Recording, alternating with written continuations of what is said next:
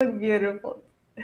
Hello, welcome everybody. Welcome back to Hormones and Health. This is a very special edition of our interviews. We are interviewing Dr. LaReesa Ferdinand. And as you know, we're talking about hormones, reclaiming your energy, hitting that ideal weight, really putting your body and your health in balance. And Dr. LaReesa Ferdinand is going to be the top-notch expert to talk about it. So I'm very excited for everybody. If you are watching and have questions, you can put them in the comments, by the way. So let me introduce you to our guest, very special guest today, Dr. LaReesa Ferdinand. She's an integrative gynecologist, menopause health expert, and owner CEO of Thrive Beyond Wellness Center and the Estrogen Doctor Consulting Services.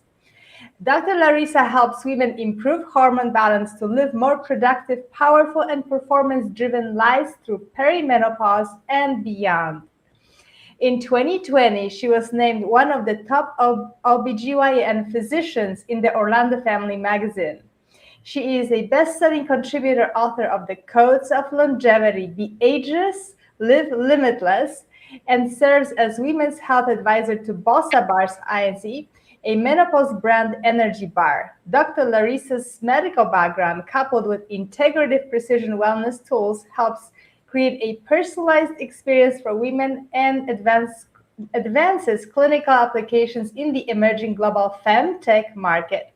Her values-driven mission is to create a transformative experience through a whole-body connection where women are valued, heard, and understood. Heal women, heal the world. Wow, this is an incredible vision and contribution. Let me bring Dr. LaReesa on. Welcome. Hi. Hi there. Yes, welcome. It's such a pleasure to have you and honor to have you, Dr. LaReesa. So, you have a very profound, deep mission, helping women and helping heal the world. How did you get inspired to step onto that path? I think the path was very natural and unfolded for me. I've been an OBGYN for nearly 2 decades now. And literally, when you're a part of each individual cycle of a woman, we're connected in those cycles. Like, imagine a life cycle without a woman, right? It's like it doesn't exist, right? So when you think of it in that way and how we serve women in our professional roles or as a healthcare provider, we should always be future and forward thinking, right? So we shouldn't necessarily feel that the normalcy or the mediocrity of what we may get today is a far reach from the optimal magic that we may be moving forward to for tomorrow. So when we're really thinking, big like that, people that had big visions are those who thought that a computer could be held in your hand through a phone, right? Or those who felt that, at some point we would land on another planet for ourselves.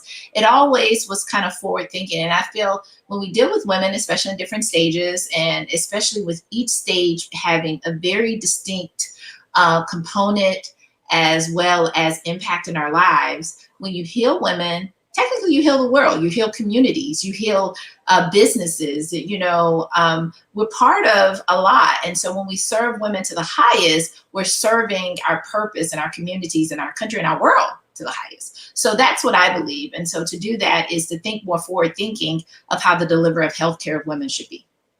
It's beautiful. And I just love what you also say that, you mentioned there's different stages in a woman's life.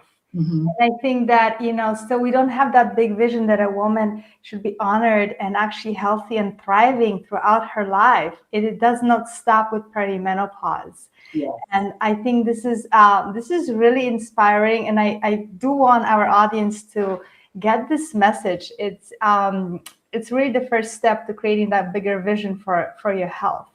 And so I want to start right in with what you say, which is really interesting. You say that the vagina is the third brain. I would love to unpack that. And what does it mean? How did you come up with this? From women, when you think about it, in the grand scheme of things, when you feel like off, like a lot of people or a lot of women may experience foggy brain, one of the biggest tools is to get us off of that train of multitasking, right? Or to get us on a reel of improved sleep. So that's the first brain, right? We use it every day. We process millions of thoughts every day that need to be stored and consolidated for creativity, for many of the purposes that our brain and our central nervous system functions on. And then you have your gut. And what I love is that, especially with the audience that you serve, and talking about energy and talking about how your body fat is not just saying you need to lose weight and that's it. No, it's really a composite of a whole system. And one of those things is the second brain, your gut. So the minute you start feeding your gut appropriately and also looking at the gut as a powerful immune and hormonal functional organ other than just passing poop, then we have a bigger way of looking at that connection of our first and our second brain. And then there's the vagina.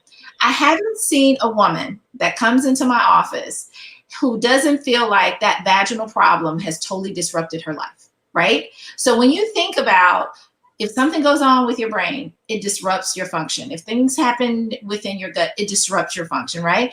If things happen in the vajayjay, the magnolia, the holy grail, whatever the 100,000s of names are out there with the vagina, between inflammation, between breakouts that can happen, often people that can have pathological conditions, or that the vagina has a microbiome just like the gut, and has hormone deficiencies that can occur, that can cause dryness, irritation. When you think about it, it signals things of discomfort, lack of self-confidence, what the heck is wrong with me? You know, all of these things that impact how we go about our day.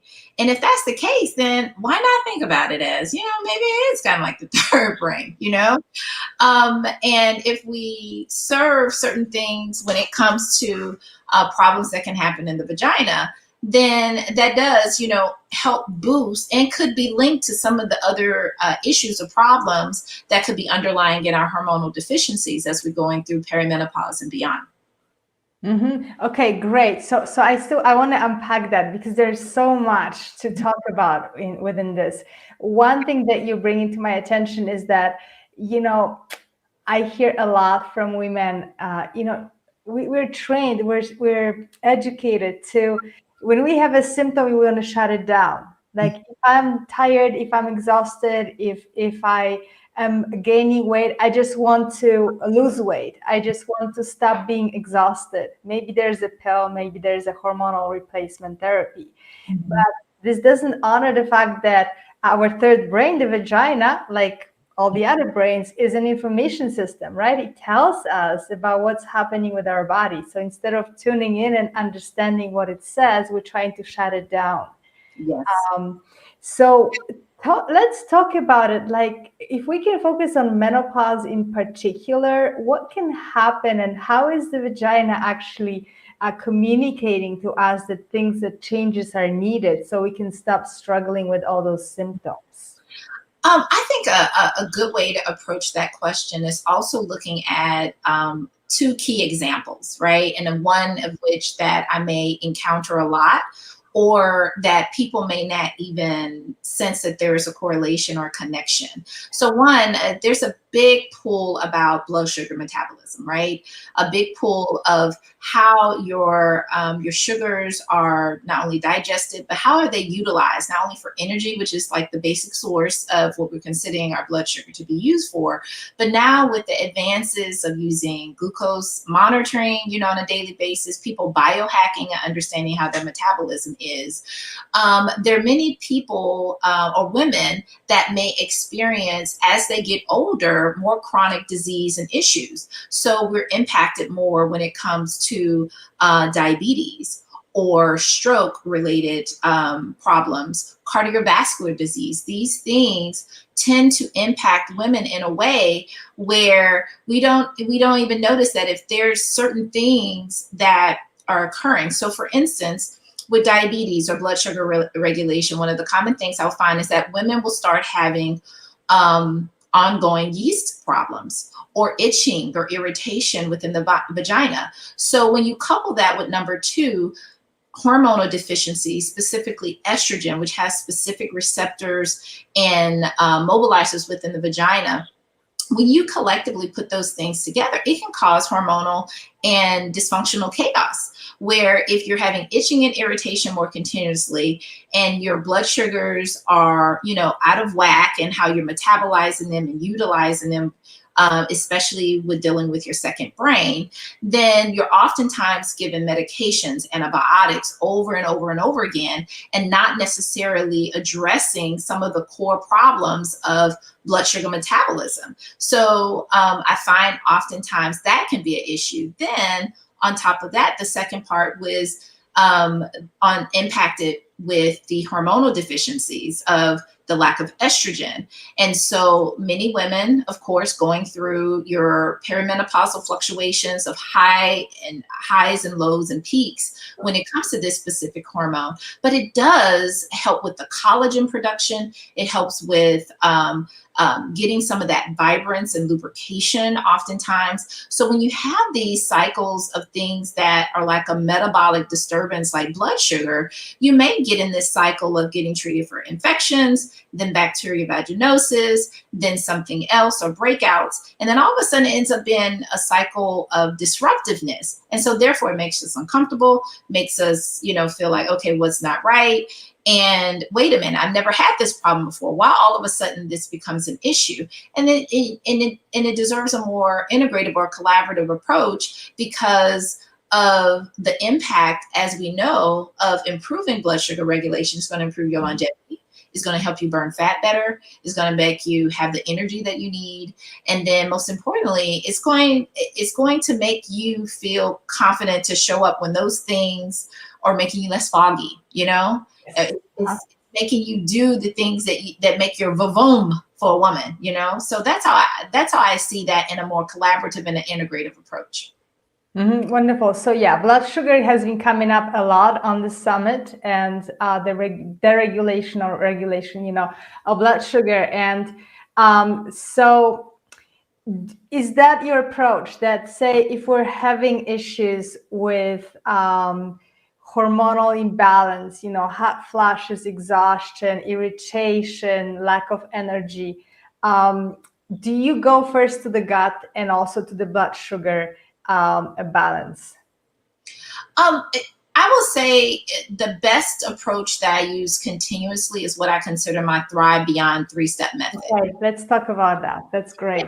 Mm-hmm. And it is something collectively that not only have I learned within just years and years of seeing so many women in this area, but really understanding that it's never just one thing, right? Like you mentioned before, sometimes I feel like we're fighting against the psychology because there's so much marketing and ads out there about this one thing is all you need. And if you just take this and and so I think there is a dogma or belief that we have to overcome in this holistic or integrative space, because we know that in order to live our best life or have the quality of life and really defend some of these things is to have this approach. And so one of the, I narrowed down to this. So the first one is the discovery zone. And so a lot of people may see that as the basis of, okay, who are you? All right. So if it's, I want to lose 10 pounds, why? When I talk to women, sometimes it's about, I have half a closet of clothes that I can't wear. And if I can just pick this one pair of jeans or this outfit, I will feel fulfilled. Right. So I know that's a point of contention for that person, but most importantly, that's a goal, because for them, it's much more than just the 10 pounds, it's the impact that the 10 pounds would do. And so it's my job to, number two, define it, meaning that after doing a battery of potential biomarker testing that I've defined from that person, because everything involves a more personalized journey with this Thrive Beyond method, I can dictate things that are a little bit more than what you would see in a normal clinical setting. So I use epigenetics majority of the time. And this is where you're looking at the genome or the blueprint of a person to see that within all the millions of things that makes us the same in our DNA blueprint, really optimizing that 1% that may make us different and really being able to tweak can, optimize those particular things. And understanding the biology of the person as it's defined.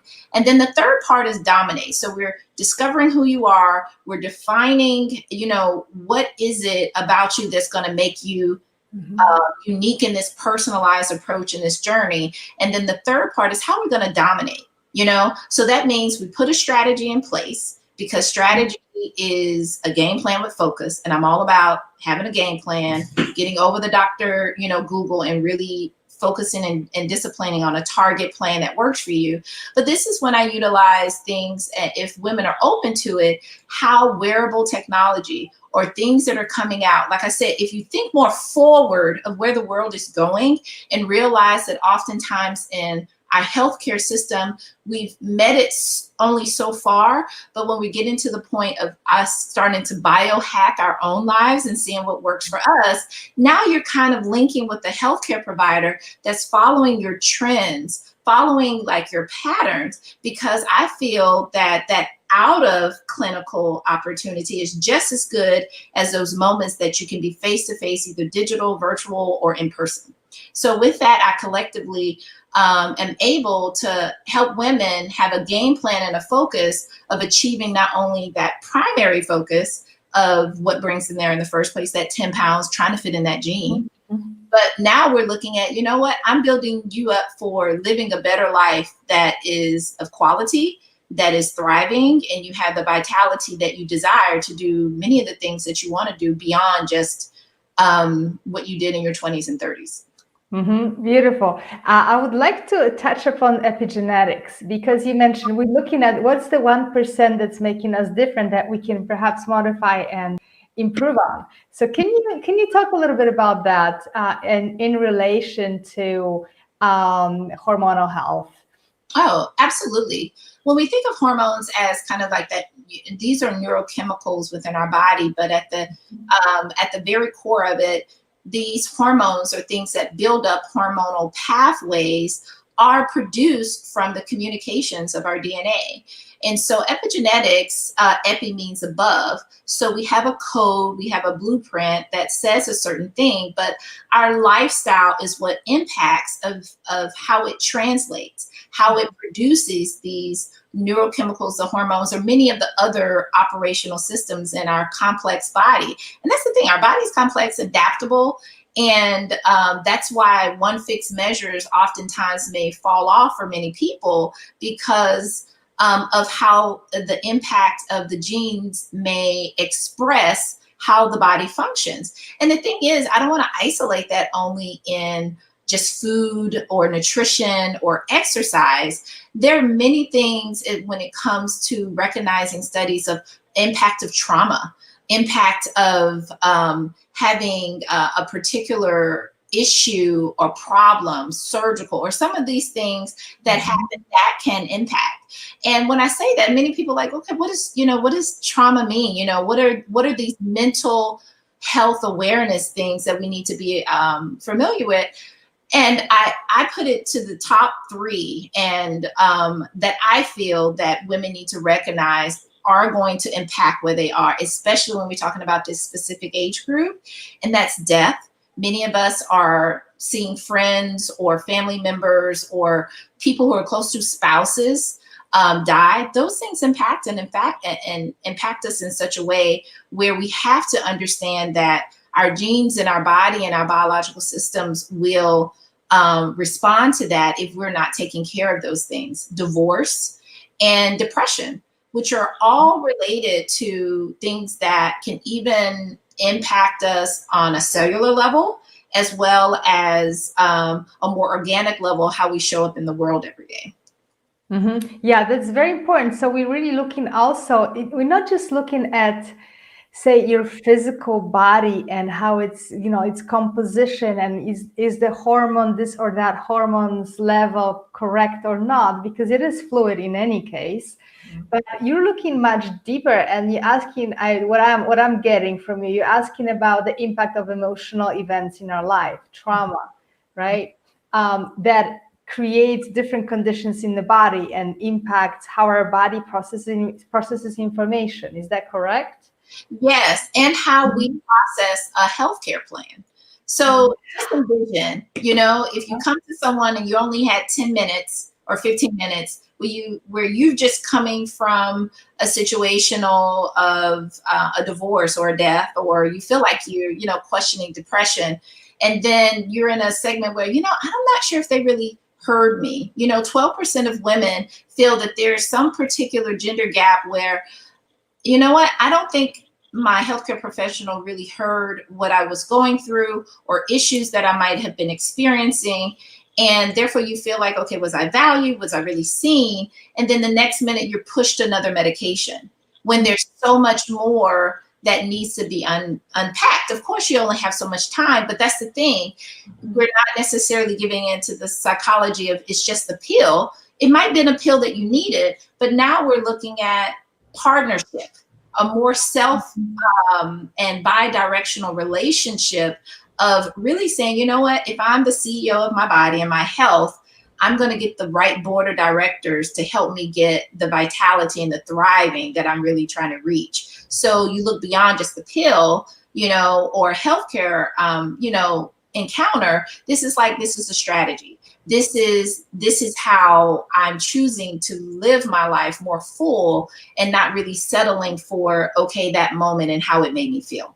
Yes, yeah. Thank you so much for bringing that up. I think there's almost this is a missing link, that we have to look at the whole person and what they are going through and their emotions, their relationships, not just lifestyle in terms of like what you eat and how you eat. It goes much further. One thing that I did want to touch upon, because it really gets my curiosity going, what you think about it. So I'm a myofascial release therapist. So I help women who've had a lot of surgeries, hysterectomies, C-sections, your, fibroids removed, and that creates a lot of scar tissue in the body, also trauma.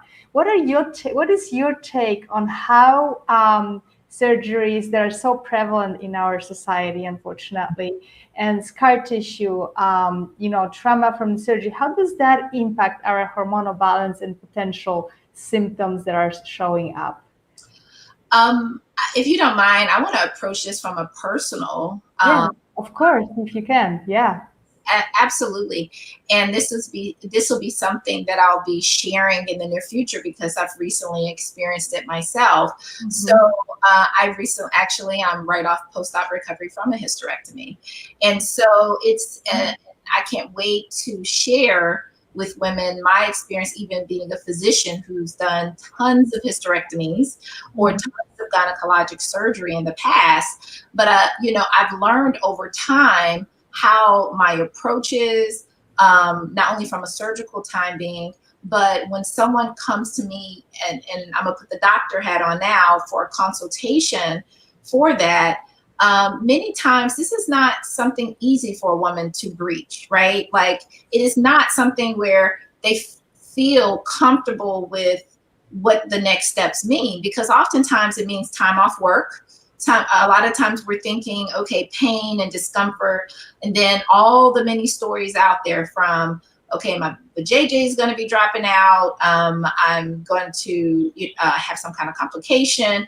Oh, they just want to, yank out my uterus like they did women a long time ago. There's a lot of those thoughts out there. And if we're not really connecting what could be going on in a woman's brain, it's good to not only as a female be there to approach with the right questions that are concerning you, but also know or be cognizant as a healthcare provider that these things do exist, not necessarily put people in a container, but understand these are sensitive conversations. So let me just start there. So personally, even for myself, if I had to narrow down into a preparation, getting ready for, that time period or in that time period in post. So if it's the pre, it's really getting your house in order, like kind of like that foundation, making sure that you have the right gynecologic surgeon, those things, making sure this is the right step for you. Mine was, just endometriosis, adenomyosis, which is a whole different conversation. But many women don't recognize that these are things that most women are having these major surgeries where in their perimenopausal years, right? Where the discussion of ovaries, no ovaries, what's your approach, what is the time? And then even the financial picture that comes around it and the assumption that many times that we have to prepare for.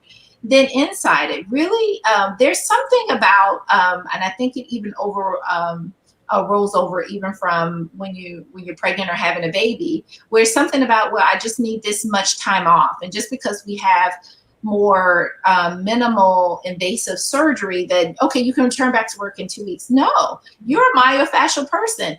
Those things, I mean, those are major vessels being cut and suture back to, and tissues being sutured back together. That integrity of those muscles, or what we call that pelvic floor, has been disrupted. And each time you have childbirth, there, even though people may say, well, I'm not peeing on myself, but there's potential micro tears and micro breaks, things that you know about that could potentially cause issues with your pelvic support system. So talking about to your surgeon about what are those things that you do to prevent or to make sure that, depending on why you're having your surgery done, to prevent those type of things. And that post part is really taking the time, right? So even now I'm planning for 3 to 6 months out, really navigating, okay, what are some of the pelvic floor things? Right now I'm working on core. These are things that I often tell women, because what if you go back to work too prematurely, if you put more gravity against these type of things, if you put more stress upon your body, understand, even though you may not see the incisions, your sutures that your surgeon are putting in are 3 to 6 months, they'll finally disappear. So a lot of these things that have to do with preparing for prevention of what we call pelvic organ prolapse, or discomfort from chronic pain, or issues that may be related to why you had potentially, and I'm just focusing on hysterectomy right now because it is one of the more common surgeries outside of a tubal ligation that a woman will have. So when you think of it in that regards, it helps women understand it's just not the surgery, it's the preparation before, then, and later to really set them up for a more significant quality of life later, where you're not talking about incontinence as much, where you can feel like you can have sex and feel comfortable and not have pain. You know, all of these things work with each other, where it's just not a hysterectomy, it's the impact of being prepared of the aftermath of it as well, and how it affects your life. So of course, if we had all the time in the world, we can definitely dig deeper in it. But I think it involves what I love that you said, that it's much bigger than just the surgery. It's these things that are involved in doing the surgery and the impact on the woman itself. Mm-hmm. Yes, beautiful. Thank you so much. This is so important. And I so appreciate you talking about pre, during, and post, and how all this whole picture is important. So when you talk about speaking with the doctor, what are the right questions? See if a woman, for example, is recommended a hysterectomy or another procedure. What are the right questions to ask your doctor? Yes. So, and I'm not being age specific with this, but these are general questions that I feel like I have experienced the most, even when it was what I call more sidebar consultation. So friends of friends, like, hey, I just need to talk to you because my doctor just told me I needed a hysterectomy. Yeah. And so I'll take it from the standpoint of one of the major problems in women, because it's the most common tumor that a woman can have, are fibroids. And oftentimes between that and pelvic pain, either idiopathic pelvic pain or pelvic pain related to endometriosis, are common causes why women may get to that point of deciding of a hysterectomy. And once again, not being age specific, but I always start with the question, okay, are you done with childbearing? Something as simple as that, because you'll be amazed, especially with the age of technology and women having babies at a later age, surrogates or what have you. Many women are still interested in having babies post 40. All right. So I always start with that conversation, because that's truly important, because there's something that's been implanted and as a little girl, and there's still, even within, I remember, as an African American female, it was always told, like, you you're supposed to die with your female parts, right? So that was one of the things that I remember even being told. And that with that, having those discussions of even starting with childbearing. The second thing is understanding, okay, what is your approach? Is this going to be minimally invasive, meaning small incisions? There's such thing as a robotic procedure versus an open procedure. And even though a lot of surgeries can be done either robotically, laparoscopically, or even vaginally, versus what we call an open, a more bigger incision on your belly. Understand why. Because there are many, informational sources out there.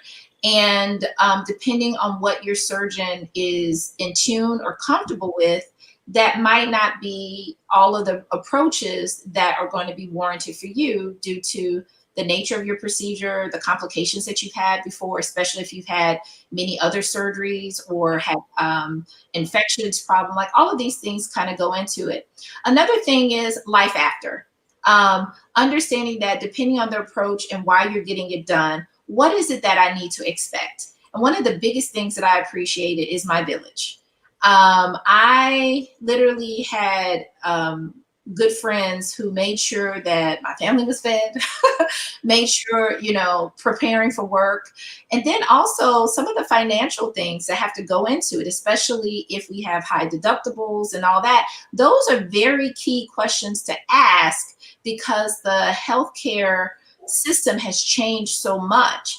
And so understanding some of those tangible things that make it important for us to understand, okay, even if it's simple, do I want childbearing or not? Okay, approach. Why are you choosing this approach? And what do you do specifically that may help prevent something that you are concerned with, whether it's pelvic organ issues, a prolapse, or whether it's complications from infection or time off from work. And then the other part is, okay, what is my responsibility as a patient? So not only in the recovery time, but some of those financial obligations can bear something with you, something that you're not prepared for, or something that with your job or your work you need to prepare for as well, where if it's not immediate, you may need to plan it in a certain time of the year that works best for you. And so, doc, what is something I can do in the meantime to mitigate my symptoms as we prepare for maybe surgery 2, 3, or 4 months from now? So those are just some key areas that may help, especially when entering such a difficult decision. Yeah, great. And don't be afraid to start asking questions to your doctor. And I would say, even go as far, if your doctor is not answering any of those questions, you may need another one. Yes, absolutely. Yeah. So I do want to encourage women to don't feel stuck that you have to follow with this practitioner because there are other options. And I do want to switch a bit into Femtech because that is fascinating. And explain, what do you mean by that? How does it help us? Awesome. So I can't say that I'm like, oh my God, when you think of tech, you think, oh, okay, maybe she's just, can code and any of those type of things. I like the bridge that technology is able to help us in our personalized healthcare journey.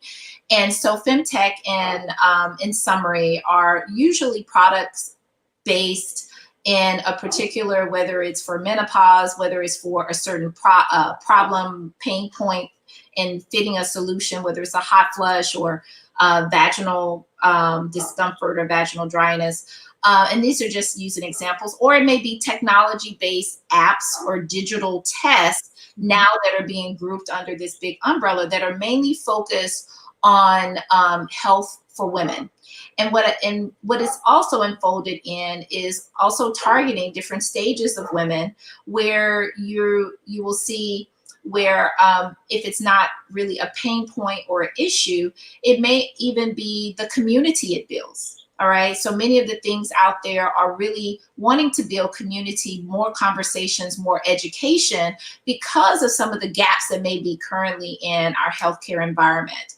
And so this is something that I felt that needed more exploration, even outside of telemedicine, because that was one thing that existed long time before COVID. COVID just made it more palatable for people to understand that, hey, maybe I can do this. So it was a key time for women to see that you can go beyond, being in a physician's office.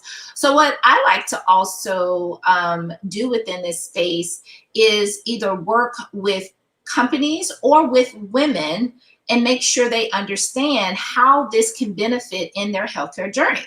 So let me give you, for example, wearable technology. Many of us wear watches and rings or what have you, and really don't know what to do with the data. And so when you really focus on a particular problem, so if it's someone that, hey, I'm still having these breakthrough hot flushes despite having issues with, despite being on hormone therapy, like it's greatly improved, but I still have like these sleep disruptions. And I really don't feel like it's really because I'm hot anymore. I'm still having them. And sleep disruption or sleep disturbances are very common starting in that perimenopausal period. And so one way you can use technology is to find someone similar to me, or someone who is very connected to how you can follow that data. So if you're wearing something at night, whether it's an Oura Ring, a smartwatch, or something that is following or tracking your sleep patterns, then you have like a trend. So just like you follow trends in a market, you follow coupons, all of these things, you're garnering to, okay, within the stages of sleep, and this is what time you're getting up, what is your heart rate like?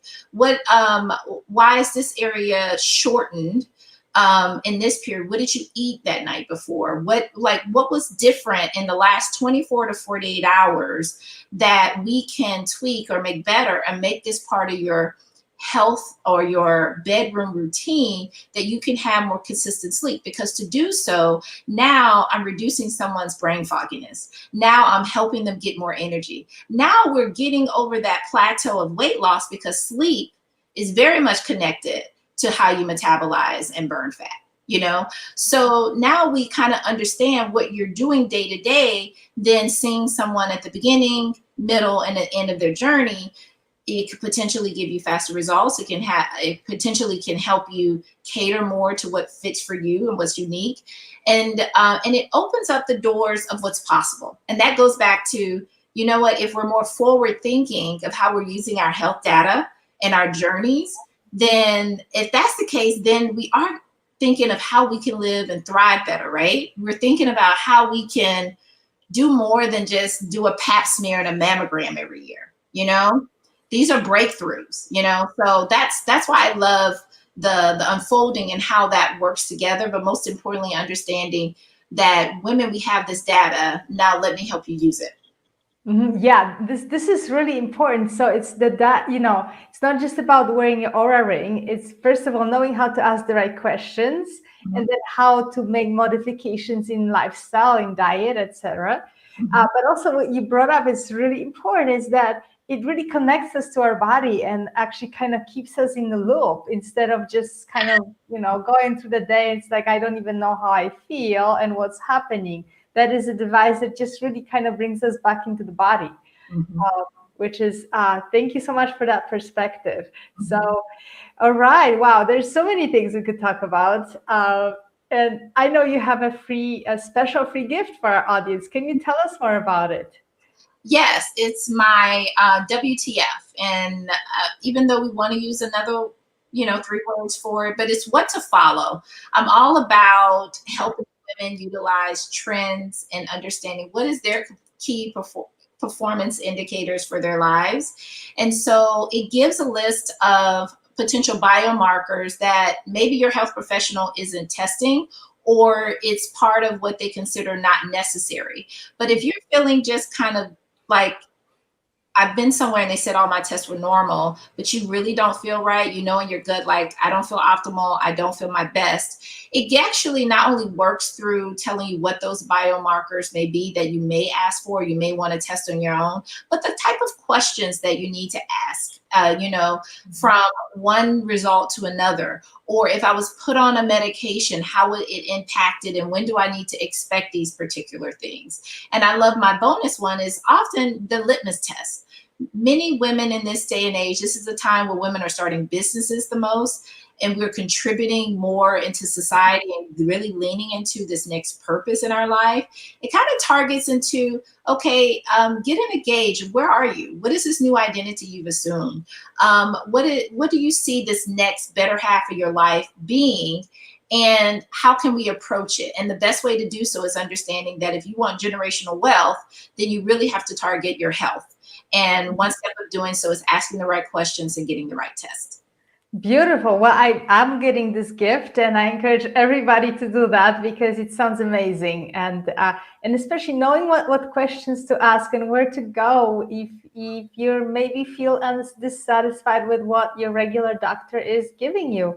This is so important. So, wow, like I said, we could talk forever about all those subjects. It's so much to cover, but I want to appreciate you so much for what you do and your mission and your passion for, helping women. And yes, and want to thank you so much for being here. And I hope we'll connect again. And thanks everybody for watching. And please do take advantage of Dr.